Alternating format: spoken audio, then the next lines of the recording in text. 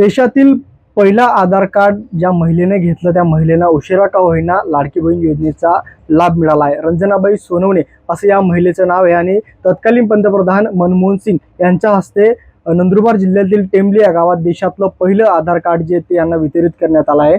त्या ताई आपल्यासोबत आहेत। ताई, आपल्याला देशातलं पहिलं आधार कार्ड मिळालं होतं, मात्र लाडकी बहीण आपल्याला उशिराने का मिळाली? लाडकी बहीणचे उशिरे ते दुसऱ्या अकाउंट मध्ये जायची मी भरपूर फिरली। ह्या जेवढे माझ्या जनधन योजनाचं खातं होतं, फिर बँक कॉन्फिडन्सचं खातं होतं, इथं मी दोघीकडे मी जाऊन फिरून यायचे। पण मला आधार कार्डचे लिंकिंग करा तर मी तिथं जाऊन यायची, तुम्ही बँक लिंकिंग करा तर मी तिथं जाऊन यायचं। असं फिरता 9 महिने मी डायरेक्ट 7-8 महिने फिरून मी थकली।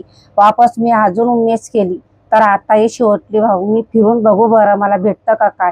वापस मी कलेक्टर ताई मिताली नंदुरबारची यांनी आणि पत्रकार पुण्याची ताई यांनी उमेश केली माझ्यावर, लाडकी बहीणचे पैसे तुला का मिळत नाही, आम्ही मदत करू असं म्हणून त्यांनी मदत केली।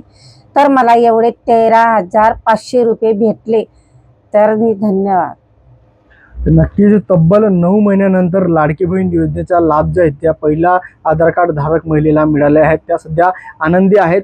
13,500 रुपयांचा चेक त्यांना मिळाला आहे। जिल्हाधिकारी मिताली शेट्टी यांच्या प्रयत्नातून त्यांना जो हा अखेर लाडकी बहीण योजनेचा लाभ हा मिळालेला आहे। सागर निकवाडे, साम टीव्ही, नंदुरबार। देश विदेशातील प्रत्येक घडामोडींचे लाईव्ह अपडेट मिळवण्यासाठी आता साम टीव्हीच्या सर्व सोशल मीडिया प्लॅटफॉर्मला लाईक, फॉलो आणि सबस्क्राईब करा। तसंच सर्व नोटिफिकेशनसाठी बेल आयकॉन प्रेस करायला विसरू नका।